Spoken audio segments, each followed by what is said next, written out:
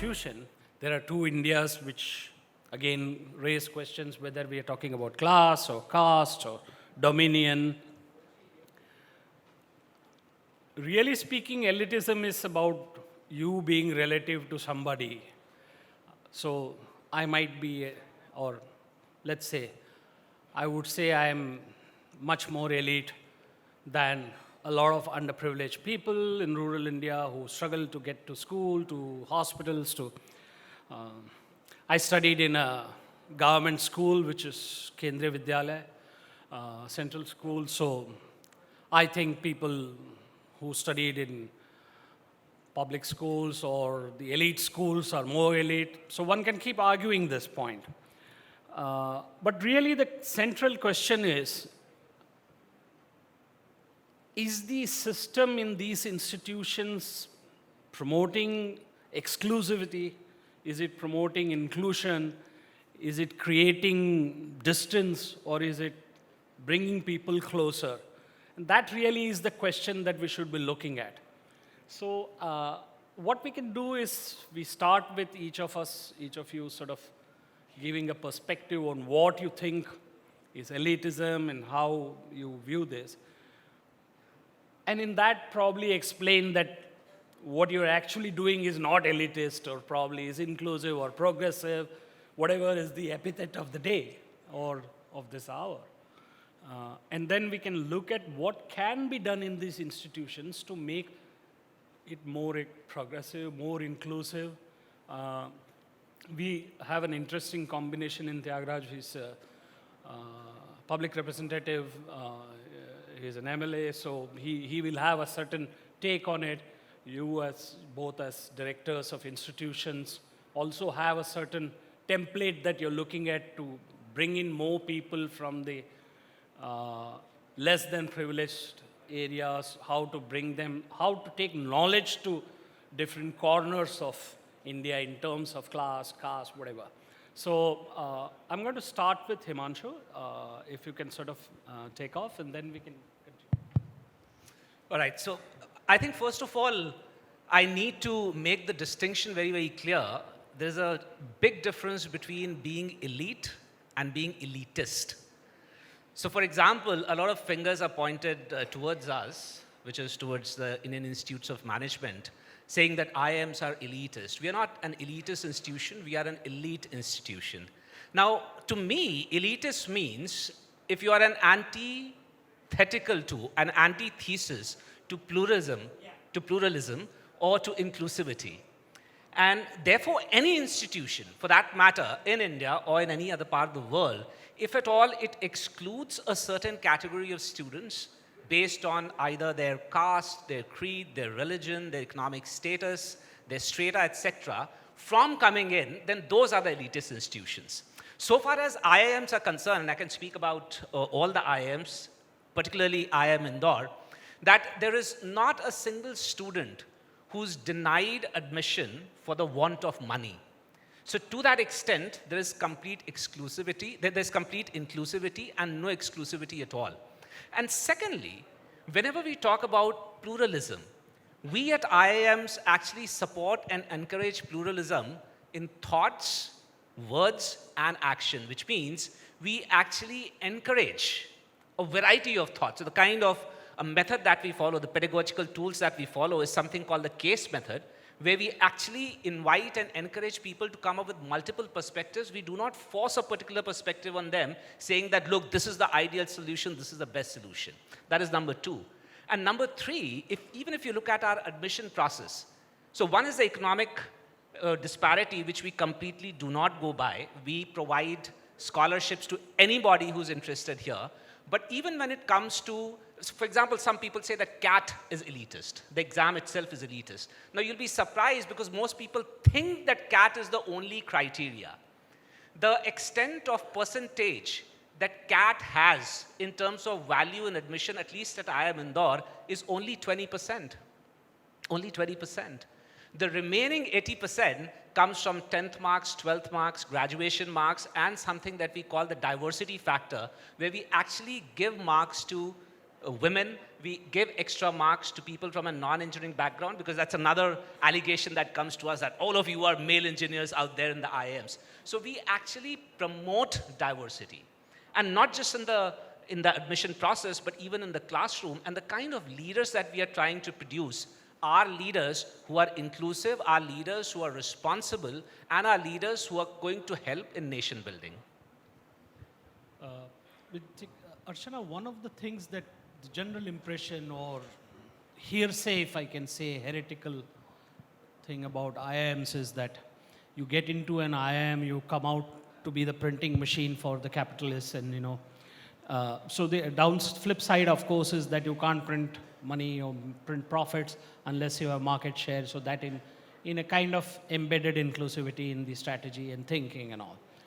But why do you think that this image persists, that IIMs are elitists, IITs are elitists?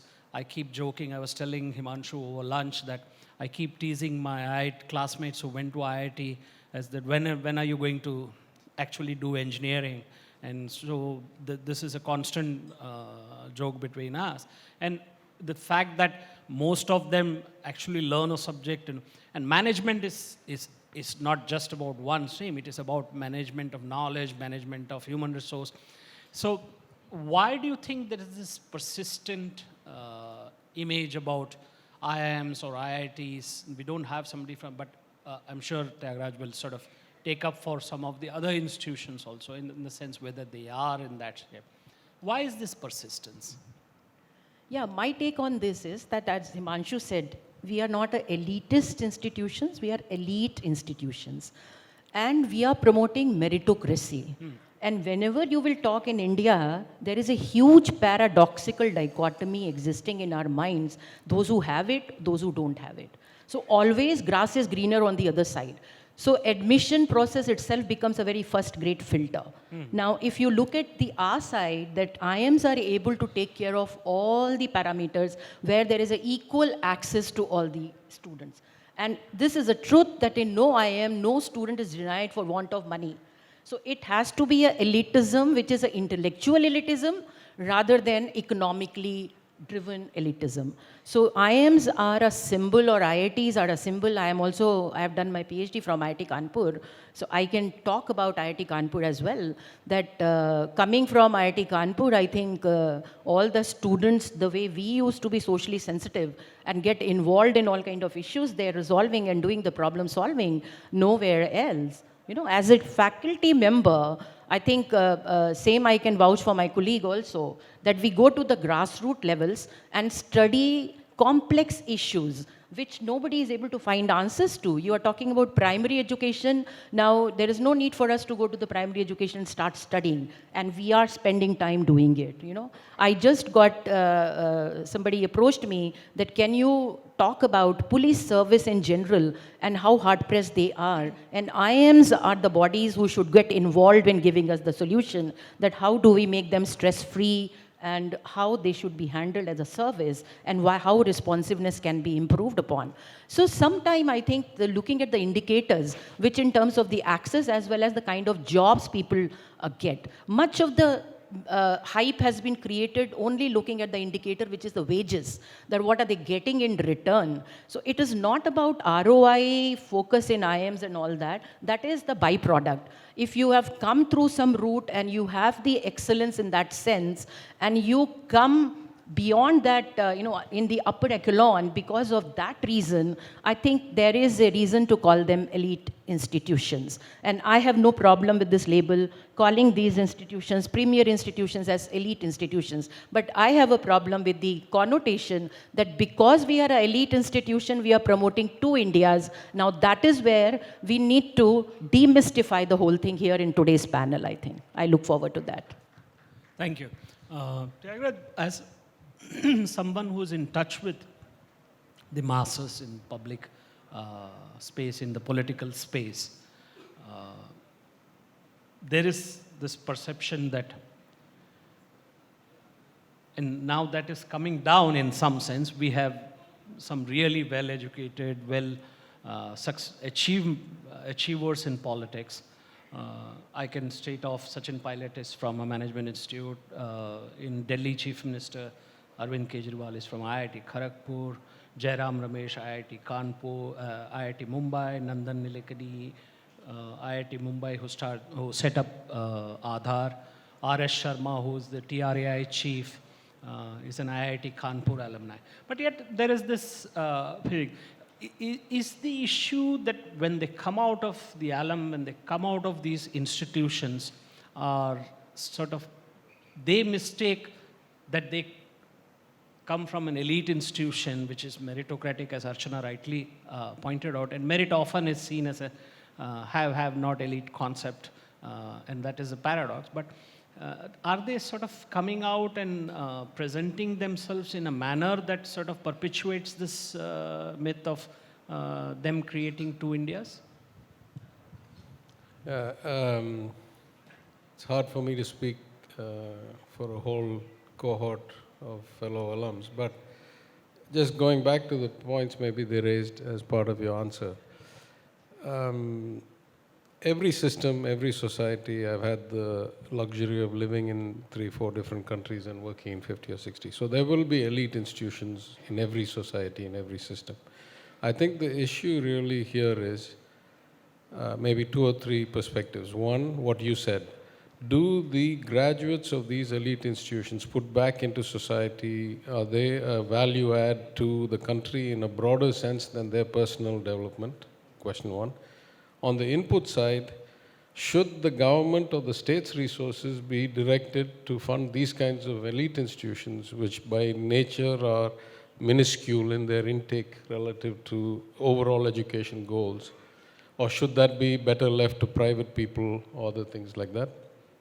And maybe a very difficult and deep-rooted question, is a meritocracy really kind of achievable, or do we kid ourselves that a kind of testocracy is a meritocracy? Now, I'm a hugely conflicted participant. I'm a graduate of NIT, I'm a graduate of MIT, I'm an ex-investment banker. 2 years in a row, I recruited over 80 graduates of the IITs and IIMs for my operation at Lehman Brothers. So I have benefited greatly from the system. Now you say, was my being at NIT or MIT a sign of social mobility and equal access or not? I'm not a good case. My grandfather was at Oxford 100 years ago. We were wealthy landlords. So the system has not provided any kind of special uplift by giving me. If, on the other hand, you do some socio-economic analysis and find that 60% of the IIM graduates have come from working class backgrounds or first-time graduates or something like that, then you have a much stronger case that it's really a meritocracy, and it's not just the system perpetuating the upper kind of echelons of the economic and social structure feeding back into themselves. So it's a very complicated system because, as you know, the term meritocracy itself was coined in a kind of derogatory, pejorative way by Michael Young to suggest that a system that purported to be driven only by merit and equal access and all that could easily deteriorate to as bad as the aristocracy. In fact, in an aristocracy, sooner or later, the brain power will go down over generations and the wealth will be lost. But in a true meritocracy, if it was pure, you would perpetuate an upper class. And so, the extent to which these institutions are actually promoting social mobility and the government either funding or directing this kind of mobility is really the question, I think, as a policy question for a public servant like me. Okay, so there are two very interesting points that you made. One is the larger impact of these institutions, considering that if not all, some part of their budgets are sort of fixed by governments, there is public funding involved. The other second part of the story is what do these students come out and sort of give back to society. And it would be interesting to get some view from you, Himanshu and Archana, as to what do you think may be another alternate way of, I dare say that the burden on the taxpayer may not be huge on IIMs, but it's still, it could be a case study for IIMs to think of how they can bring down the burden on the taxpayer in funding these institutions. Maybe the alums can provide for.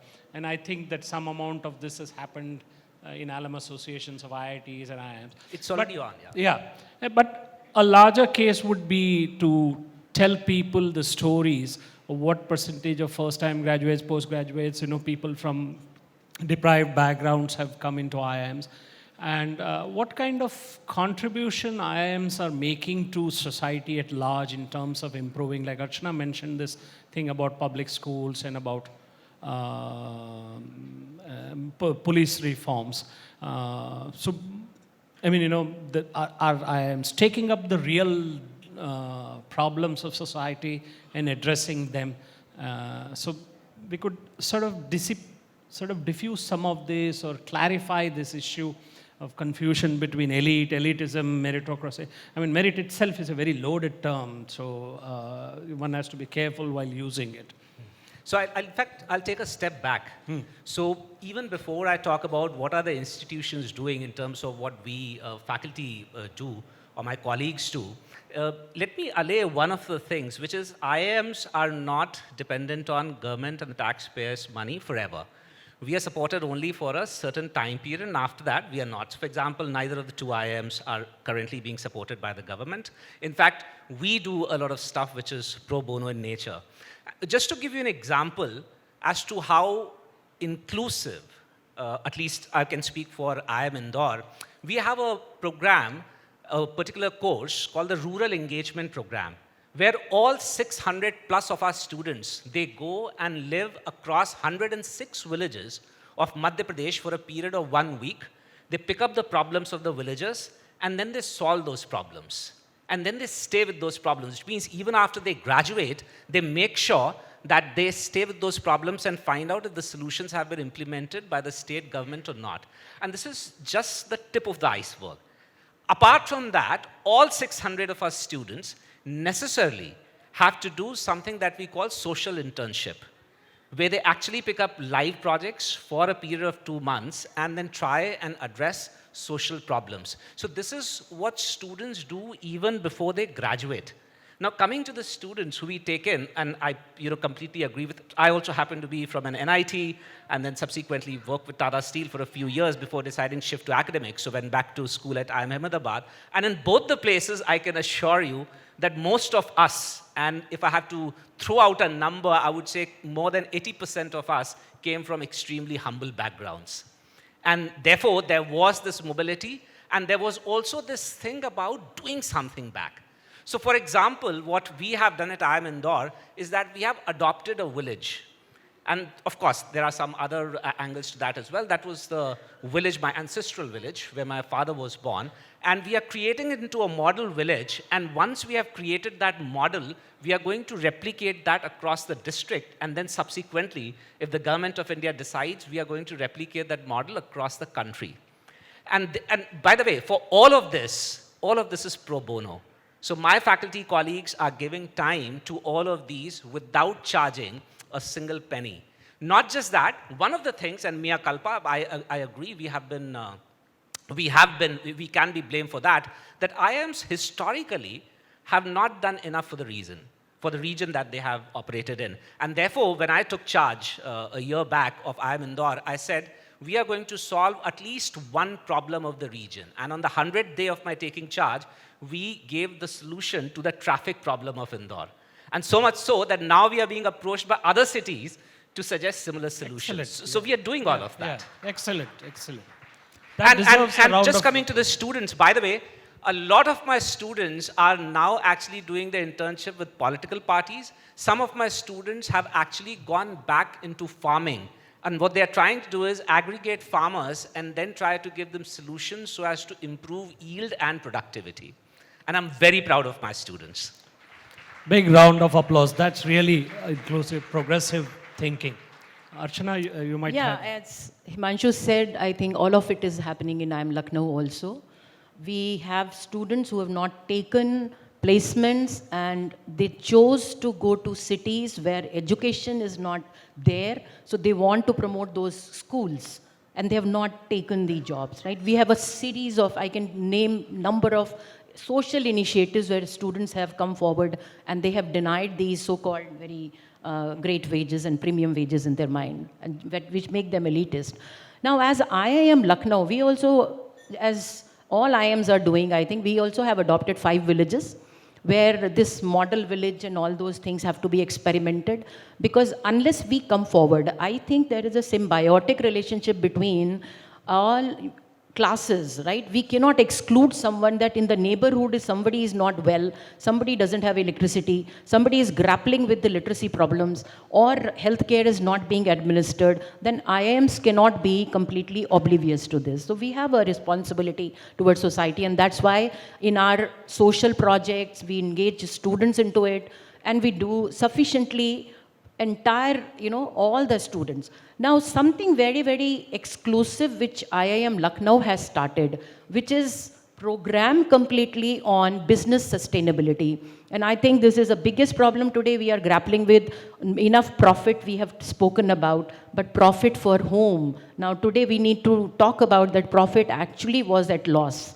So because you did it at the cost of something, and therefore sensitization is needed in the society, and students need to be the torch bearer for that, and they are acting as a catalyst. So we have started a full-fledged program on business sustainability, and we do some one section, because still industry is not ready, so we do not want too many people talking about it, but whosoever goes with that mindset is not geared towards a mindset to find a job. So this is where you need to be a catalyst, you need to be a change driver, you need to understand that where are the real problems, because sometimes we talk about the problems on one hand and we continue to do something very different at home, and therefore we want charity should begin at home, and that's why the whole program.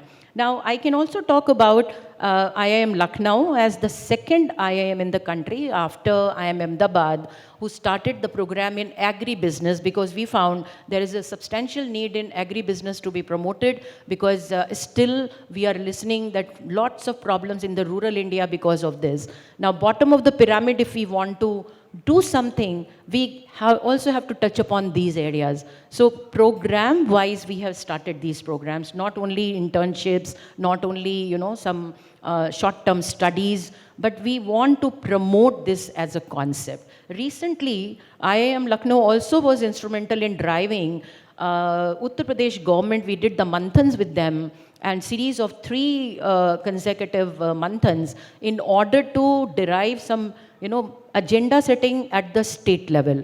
Because if the entire country is wanting to be 5 trillion, UP wants to become 1 trillion, then you have to have a focus. Now, what that focus should be, and this is where we became instrumental as IIM, and we put all these stakeholders together. I think the first time all the ministers in the same room and all the implementers who are the principal secretaries and additional secretaries, all of them were sitting together, and they were doing the brainstorming together that which are the key 5 areas at the state level which we should be talking about. Yeah, you can't take 50 things in one go, so you have to have one. So my quick question to both of you is, are these initiatives being publicized, being put out there? Are they being recorded? Are they being YouTubed, since nobody reads anything anymore? So is that happening? Because it's not enough to do. I mean, in the new millennium, you sort of, Caesar's wife is not only to be doing things, but should be seen to be doing things. I think you're very right, because IIM so far were not interested in popularizing all this. No. It was happening, but happening as a self-satisfaction that we are supposed to do all this. And what to talk about it. This is something which we wanted to always do. So we don't publicize. This kind of, shouldn't this brand be part of your branding, part of the equity that you bring to the system? That does it happen? Do you guys talk about it enough? Absolutely. So in fact, this was one of the fingers that was pointed at us. Those of you who follow us would know that IIM Indore got the Triple Crown accreditation. This year we got all 3 crowns. And all 3 of the accrediting agencies told us that you people are doing so much, but nobody knows out there. Yeah. So why don't you talk to the people? Why don't you talk to the world that this is what you're doing? And we have started doing that. So I was so delighted that one person right here, Nakul, I think, there he is. He came up to me and said, I follow you on LinkedIn, and I'm so excited to be here just to hear you live. I keep reading your posts. So now we are doing it. We are talking about it, and you'll be happy that because we are talking about it, there's a lot of traction that we are getting globally. So globally, 4 business schools have actually come to us and said, hey, you do that rural engagement program, we would want our students to come here. They can't come for an entire term, they can't come for an entire semester, but they would love to come here for a week, be with your people in the rural areas, and then try to help solve their problems. Okay. And likewise, since I happen to be a mountaineer, I was just talking to her, we also have something called Himalayan Outbound Program, because the life of people in the mountains is very, very different. The kind of problems that they face is very, very different. And I consider myself to be a part of the Himalayas. My name is Himanshu. I keep telling people I'm a part of the Himalayas. And therefore, I said, we have to do something about them as well. And that's another thing where we are getting a lot of support from international B schools who want to come be a part of it. And while, of course, they learn their leadership skills and team building skills through the Himalayan adventure programs, they would actually want to contribute and be our partners in solving those problems. So I'll come back to both of you with a suggestion, but I want to bring Thiagarajan into this. We often hear about industry-academy partnerships. Why is there not such a drive for, state academia partnership? Why not society academia partnership to resolve some of the issues that the society faces in terms of, very basic stuff? I mean, we can send a Mars orbiter, it can do sort of catapult and come back, but we can't simply deliver piped water to homes. So, I mean, this is an engineering issue, it's a management issue. So, why don't we hear too much about academia and society, or academia and state government partnership? Well, my own experience is that even the industry academic partnership is less than ideal in many parts of the world, including India. The place I've seen it work the best across all the countries that I've operated or recruited in is in the US. And it is a very much capitalist system where it is in the interests of the industry to support and fund research and development in the universities. And as a function of that, the universities tailor their courses to the needs of the economy. So it's part of the supply chain in that sense. It's actually an integrated supply chain. In fact, in the Tamil Nadu Assembly, I've raised this issue that we in Tamil Nadu have such an outstanding gross enrollment ratio in higher education at almost 49%, like 15 points higher than the Indian average, but we don't do anything at all to connect what the colleges teach to what the industry needs. So that itself is a big deal. But if you take it to the next level and say, why isn't that a kind of government academic partnership? Historically, governments were not necessarily either payers of fees or, big sources of revenue.